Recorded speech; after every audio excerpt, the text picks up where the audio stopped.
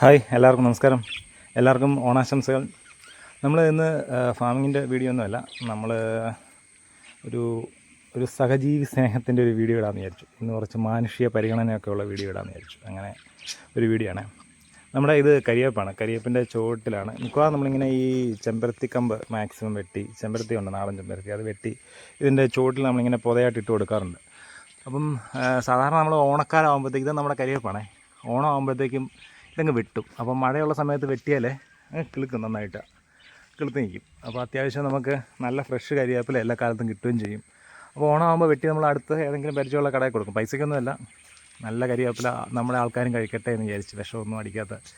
അപ്പോൾ ഈ പ്രാവശ്യം നമ്മൾ വെട്ടാനായിട്ട് ചെന്നപ്പോൾ എന്താ സംഭവം എന്ന് വെച്ചാൽ, ഇന്നലെ ആണ് വെട്ടാൻ ചെന്നത്, ഇന്നലെ വൈകിട്ട്. അപ്പോൾ അതിലൊരു കിളിക്കൂടെന്ന് വെച്ച് കഴിഞ്ഞാൽ, കിളിക്കൂട് കാണാൻ പറ്റുമെന്ന് അറിയത്തില്ല, ഞാൻ സൂം ചെയ്ത് കാണിക്കാം.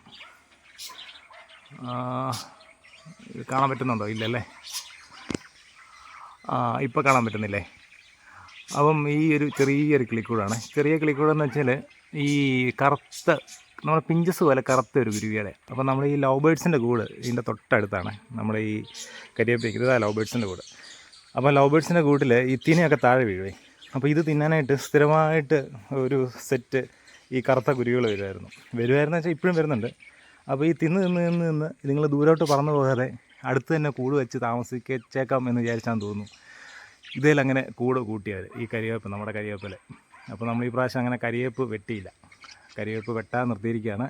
ഇനിയിപ്പോൾ ഇതിൻ്റെ അകത്തുനിന്ന് കുഞ്ഞുങ്ങളൊക്കെ വിരിഞ്ഞ് പറന്നു പോയതിന് ശേഷം വെട്ടാമെന്നാണ് വിചാരിക്കുന്നത്. അപ്പം എല്ലാവർക്കും ഒന്നുകൂടെ ഓണാശംസകൾ. നമുക്ക് ഇനിയും കാണാം. Okay, thank you.